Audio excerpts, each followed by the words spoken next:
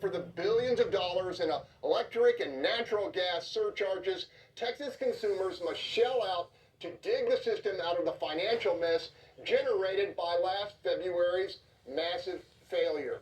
All right, we have the proprietor of one of the nation's most renowned restaurants right here with us today. As a businessman, as a Houstonian, what's your take on this, Marcus? Well, I want to jump on something you said. Is it fair to consider the political implications? I think the answer is no. I don't think it's fair. I think it's unfair. Unfair to who? Unfair to Texans. Unfair to the citizens of this state that it has to be the center of a political topic. This should just be about hot and cold. This should just be about living or dying. This should just be about whether we have heat or not have heat. It shouldn't be about whether or not it gets somebody reelected or get someone unelected. I have to give credit for the ability to sustain life, livelihood, and heat over this storm. But I also have to say, as Holly mentioned, the storm was not as strong. And additionally, lastly, we got to understand this. This is true. This proves negligence on the part of the state legislature and those in charge before last year.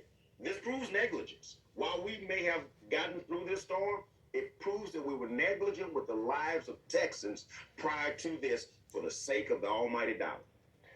Bob, that's a pretty powerful point. But I know you've thought about this. What's your take?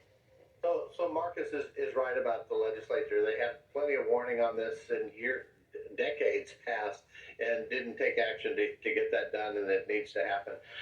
While this winter storm was not as severe as last year's Snowmageddon, the power demand was at near record levels. And even at the peak of this, we had 10 to 15% excess megawatts available. The critical thing that happened a year ago that didn't happen this year is South Texas Nuclear Project didn't unexpectedly, suddenly go offline without warning, causing a cascade effect of emergency shutdowns to protect the grid. That's the major difference between this time and last time. I'm going to throw Tony 30 more seconds to talk about the Abbott tax. Can you make hay on that politically? Well, yeah. Well, first of all, like Marcus said, it'd be nice if this was resolved. So we'd have to go through every single step to figure out if it's been resolved now.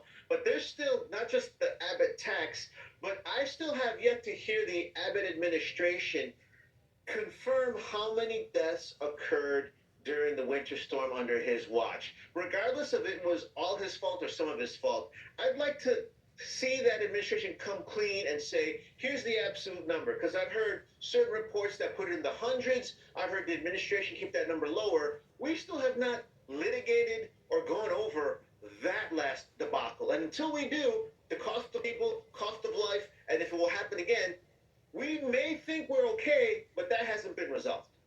All right, I'm sure we'll talk about it again. When we come back, could the misery